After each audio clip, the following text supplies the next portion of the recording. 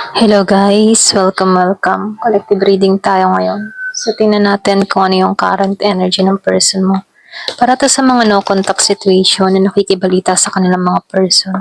So be open-minded, hindi halos lahat makaresonate. Thank you nga po pala sa mga nagsusubscribe, sa mga bumabalik. Maraming salamat.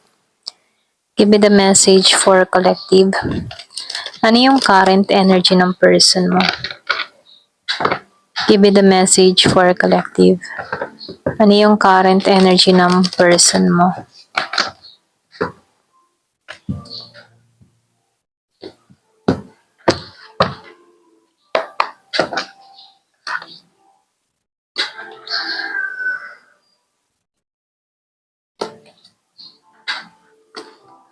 Meron akong nakikitang Aries, Leo, Sagittarius. Merong Gemini, Libra, and Aquarius. Merong Pisces, Scorpio, and Cancer.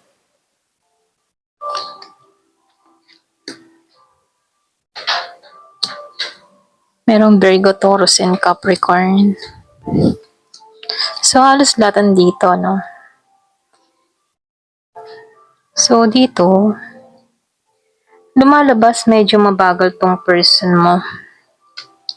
Pwede rin sabihin na wala tong kibo, walang aksyon, walang usap na nangyayari sa inyong dalawa rito.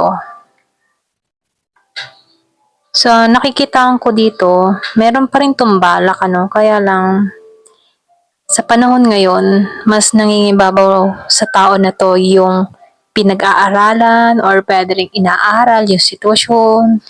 Hindi siya basta-basta gagawa ng hakbang na padalos-dalos. Yung iba sa inyo, meron kang person dito na masyado siyang logic sa sitwasyon, pinag-iisipan niya yung gagawin niya, ayaw niyang papalya, ganon, okay? So, lumalabas dito na maingat siya ngayon, okay? So, lumalabas dito, ikaw yung pinaka-choices ng tao na to.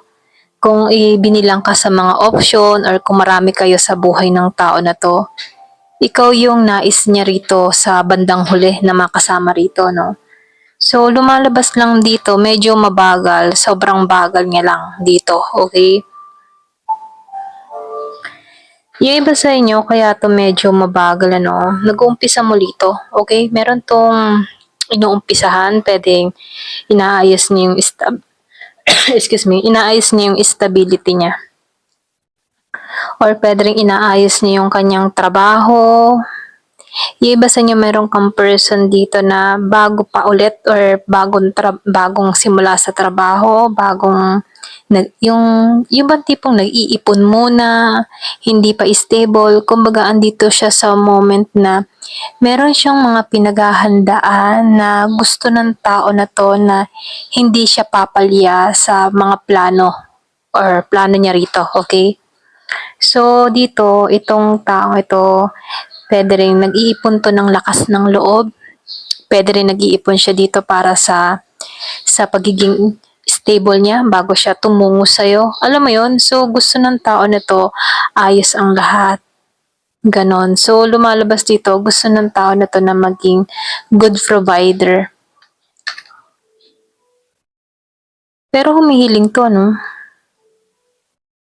So, nakikitaan ko dito yung energy ng taong ito, no? Humihiling pa rin siya dito. Meron tong mga minamanifest, meron siyang wish dito, meron siyang inaasam-asam. Yung iba sa inyo, yung bang tipong wish come true kung papapasukin muli ito sa puso mo or sa buhay mo, no? Ganon. So, lumalabas dito na humihiling siya dito na baka sakali na mabuksan muli yung puso mo rito sa kanya rito, okay? Dito, itong taong ito, mahal ka nito. Ito lang nakikita ko, no? Ikaw yung between para sa taong ito. Namimiss niya yung young energy mo. Yung pwede rin sabihin pagiging mong innocent or pwede rin sa pagiging mong pure or pwede rin sabihin sa pagiging mong childish, okay, makulit, ganyan. Namimiss niya yung ganong pag-uugali mo na very young lang energy, okay? Yung bang tipo na sa mga konting bagay masaya ka, hindi ka masyadong yung iba sa inyo 'no, hindi ka materialistic. Puwedeng marami na 'tong karanasan na kung saan naihahambing-hambing niya yung mga experience na nakasama niya sa'yo, okey? Alam mo yun, puwede ring sabihin na meron 'tong maraming nakasalamuha, marami 'tong nakasama na rin, pero meron siyang mga nakikita na wala dun sa mga nakasama niya or nakarelasyon niya. Merong something sa'yo na nagugustuhan ng tao na 'to na puwedeng yung pagiging mong pure, okey? Kasi itong tao na 'to, dun siya na nahulog sa'yo, okey? Puwedeng innocent ka, puwedeng ikaw yung tipo ng tao na may masayahin, simple, or puwede ring sabihin sa mga simpleng pamumuhay masaya ka, okey? So, hindi ka puwedeng ibasahin hindi ka masyadong makolorete, wala kang arte sa katawan, mga gano'n ano. So, ito yung pinaka nagustuhan ng tao na 'to na pag-uugali mo. Kaya lang, may mga problema pa siya dito, okay? So, lumalabas na may problema pa siya dito na gumagapos sa kanya.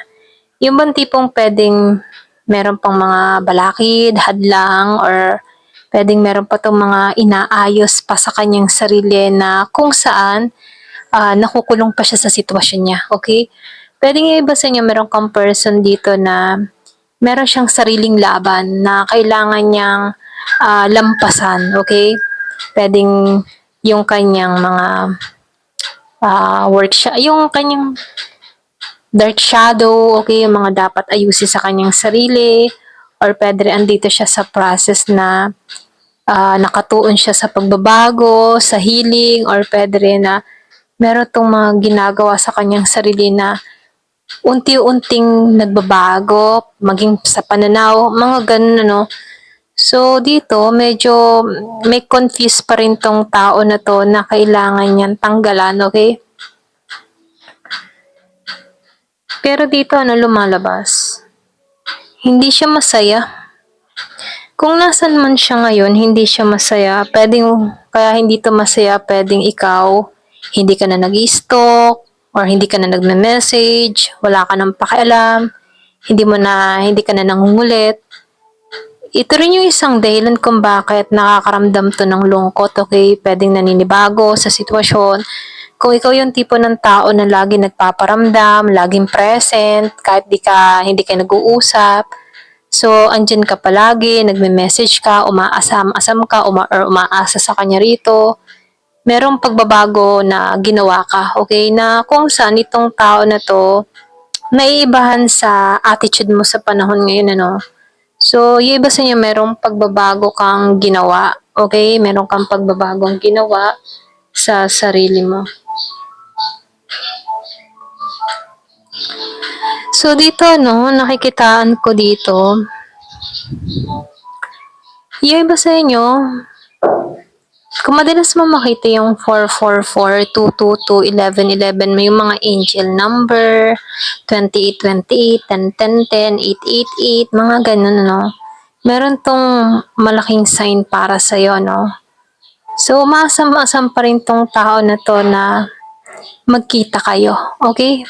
So, yung iba sa inyo, nagbabalak pa rin tong kitain ka, pero hindi pa to sa panahon ngayon. Kumbaga marami siyang kailangang lampasang pagsubok bago magkita kayo rito.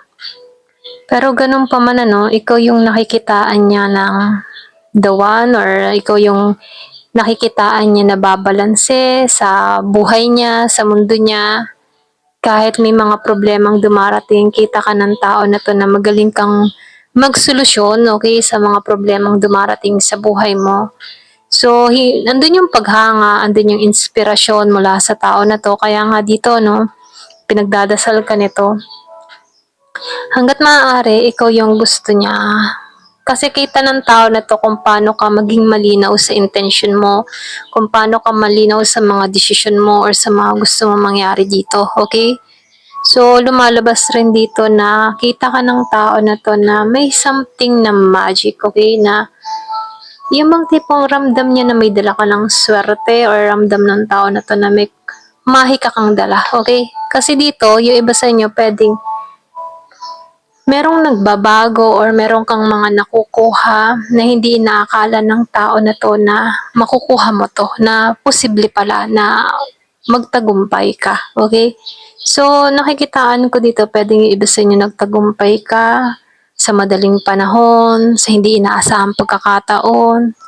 So, andun yung paghanga ng tao na 'to dahil kita ka rin ng tao na 'to kung paano ka mangalaga, okay? Mangalaga sa sarili mo, mangalaga sa family mo, at mangalaga sa mga mahal mo sa buhay, okay? So, nakikitaan ka ng tao na 'to na espesyal, okay? May something na bihira ka, okay? Ganun ka tingnan ng tao na 'to. Bihira 'to, bihira siya, okay? Ayan, ito na yung nakikita ko dito. So, tingnan natin kung ano pa yung mensahe dito sa Love Oracle. Kasi dito, masyadong itong tao na to, feel niya soulmate ka niya, feel niya ikaw yung twin flame niya. May ganon siyang vibes na ikaw yung para sa kanya, ikaw yung tinadhana sa kanya. Ganon. Naniniwala siya sa ganon, ikaw yung soulmate niya. So, di ba? Hindi pa sa panahon ngayon, ano? Yung sinabi ko kanina, mabagal pa to. Pwedeng meron pa siyang mga inaayos sa sarili niya. So, kaya itong tao na to, pwedeng ikaw. Hindi pa to ang tamang oras or pwede rin siya, no? Hindi pa to yung tamang oras, okay? Para kausapin ka or pwede rin ikaw yung umiiwas dito. Merong hanggang ngayon galit pa or pwede rin sabihin yung iba sa inyo, nagpuput ka ng boundary, ganon. Kaya andun yung pag-ayaw mo or pag-iwas mo, ganyan. So, itong tao na to, no, talagang matindi yung affection sa'yo. Madalas sa mag-flying kiss sa'yo, okay? Yung iba sa inyo, ganito yung style ng tao na to. Madalas siya mag-flying kiss, lalong-lalo na pag inis or galit ka. Ganun kanya, pwedeng inisin. Or ganun kanya pakitaan ng unconditional love kahit nasusura or naiinis ka dito. Flying kiss kanya na para nangaasar, okay? Ganon. Kung makikita mo dito, may flying kiss. So, lumalabas ano, gusto niyang i-rebuild, gusto niyang trabahuhin muli yung kayo, okay? Gusto niyang mabigyan mo siya muli ng pansin, ganon. So, umaasam-asam to ng ganon, okay?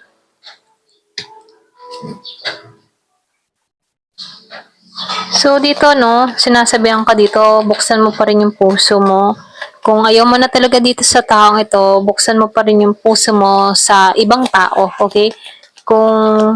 Kumbaga deserve mo rin na mahalin, deserve mo magmahal muli, deserve mo ng bagong simula, okay?